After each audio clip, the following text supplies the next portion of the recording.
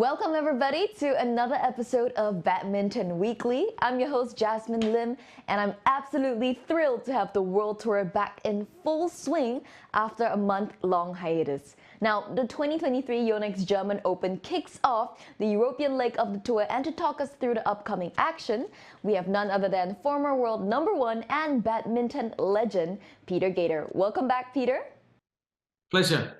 Nice to be here again. Let's start by looking at the European leg as a whole, with the next 5 events taking place across the continent.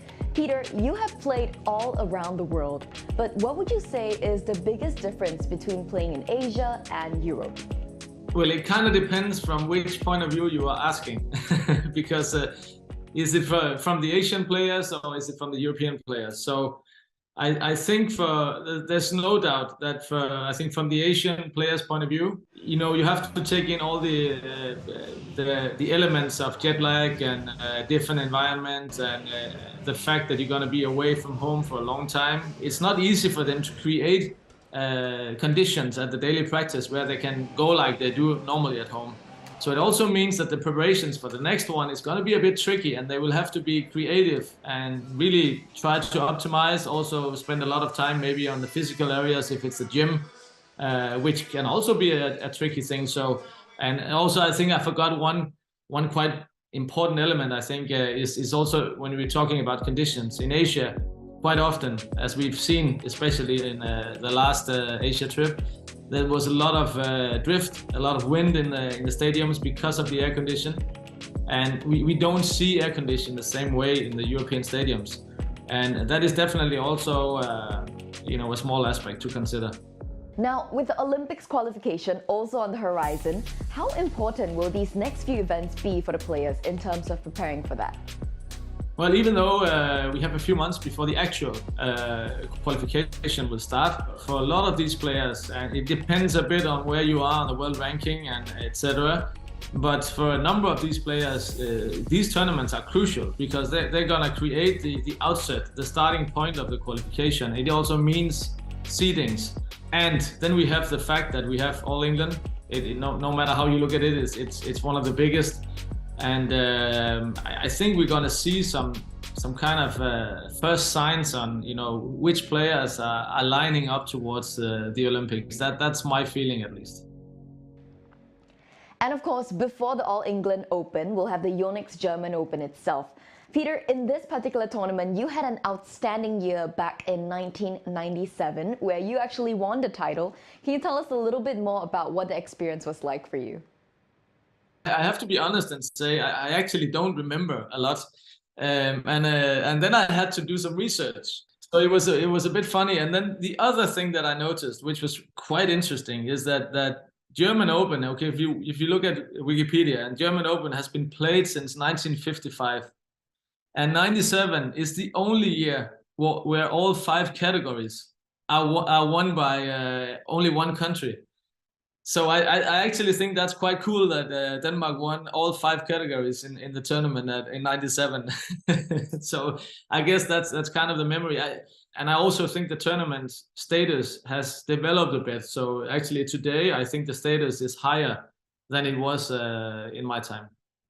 Yeah, it's pretty cool that you got to be a part of history there with the Danish sweep that happened in 1997. But for now, let's turn our attention back to this year's Yonex German Open, where defending champion Kunlavut Vititsan goes into this on the back of a very impressive performance in the Asian leg. Now, that was where he defeated Victor Axelsen to win the India Open.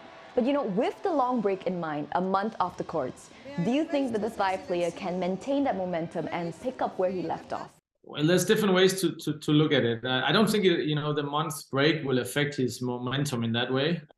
But no doubt that I think before he was still a young player, being able to come a bit from behind, and the fact that he was able to beat Victor, it will also add a huge amount of pressure on him. And I think that's the interesting kind of aspect to see, is he able to handle that pressure? Because honestly, it's another ball game. when you're suddenly a favorite in most of the matches that you enter, it's a different game. So for Vitisan, it's also to take use of the edge that he has right now and have the courage to do that and not being afraid of losing this momentum and so on.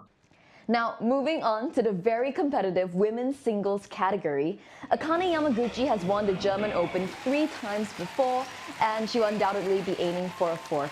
There might also be revenge on her mind, as she and An Se-young could potentially meet yet again in the finals.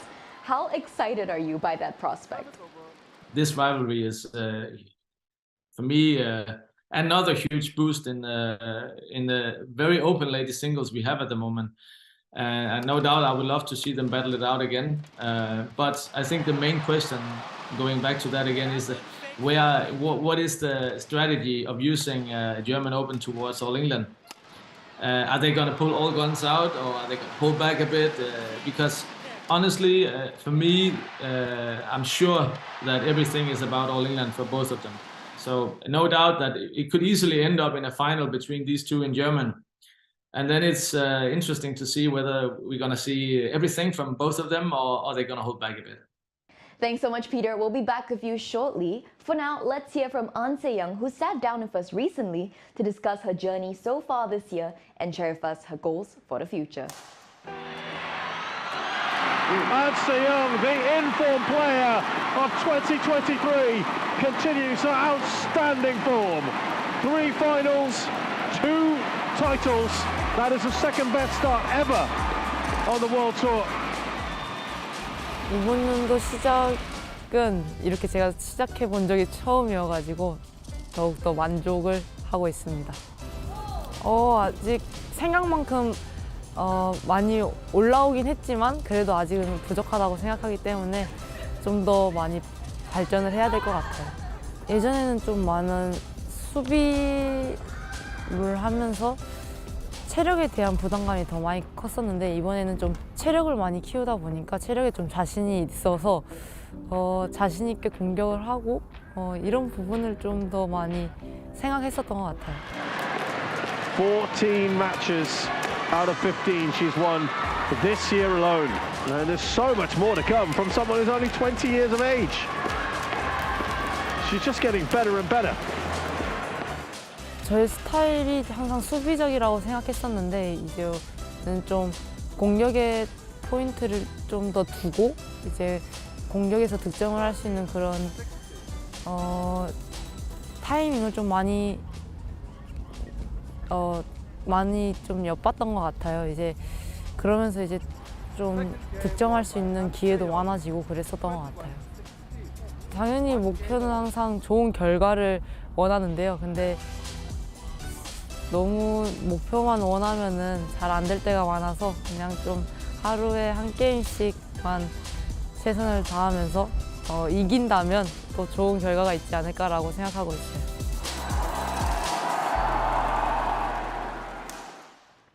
An Se-young's compatriots Baek Hana and Lee So-hee also had a promising start this year as a new pair in the women's doubles disciplines, having reached the finals of the Thailand Masters last time out.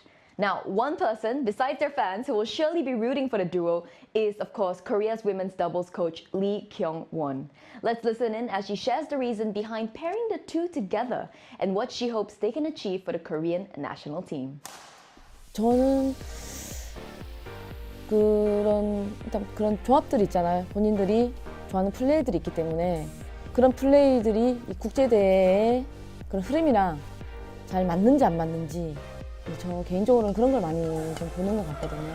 국제대 흐름이 이랑 뭐 중국 선수들이 잘하고 또 일본 선수들도 잘하고 또 요즘 뭐 태국, 말레이시아 뭐 많은 선수들이 지금 여자 복식을 잘 하잖아요. 그래서 스타일들이 좀 다른데 그래도 조금이나마 가까이 갔을 때 승부를 낼 수 있는 스타일이 어떤 스타일인지 그런 거를 조금 잘 보려고 하는 것 같습니다. 일단 성적을 내야 되기 때문에 그냥 많은 요인들이 있지만 최고의 조를 좀 찾기 위해서 조금 많은 희생도 있지만 그런 것들을 많이 찾아가려고 노력을 하고 있습니다. 근데 제가 다 맞는 건 아니기 때문에 그래서 하지만 최선을 다하려고 하고 있습니다. 저희가 항상 우리 선수들이 저는 그렇게 제가 가진 능력 이상으로 너무 잘해주고 있어서 그런 부분 항상 고맙게 생각하는데 그런 부분에 있어서는 선수들의 정신력이 정말 많이 나오는 것 같아요.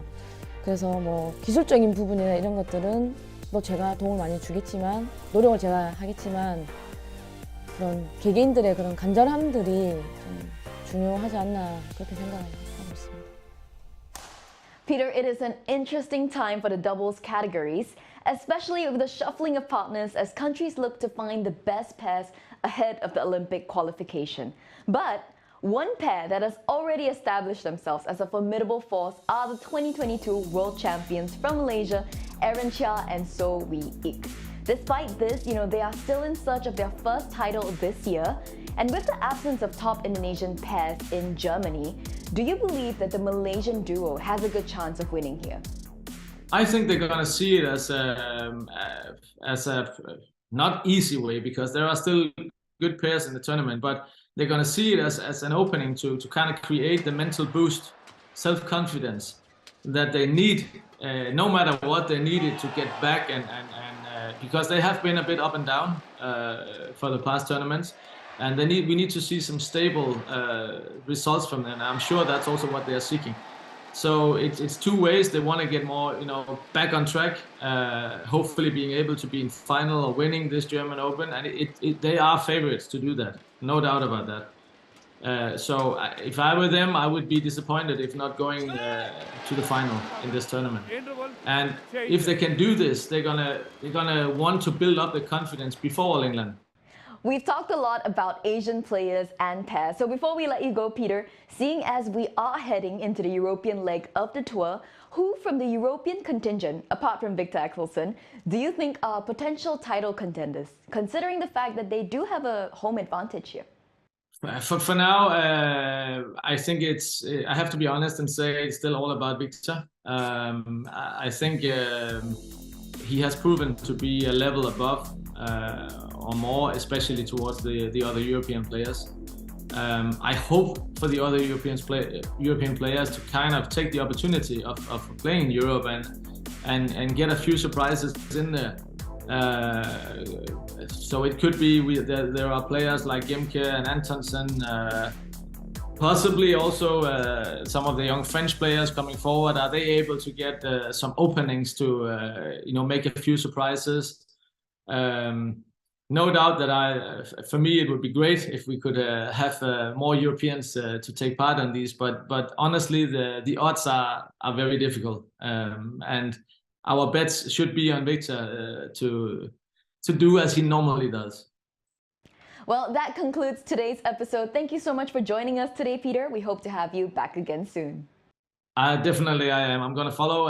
Going to be at the All England as well. So really look forward to some drama and some big matches coming up.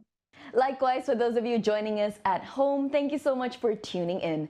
Don't miss out on any of the exciting action from the Yonex German Open. And if you're on the go, you can catch up on the latest match updates through the BWF app, Badminton for You. In the meantime, don't forget to share your thoughts and questions on the BWF Facebook and YouTube page. With that, I'll see you next week.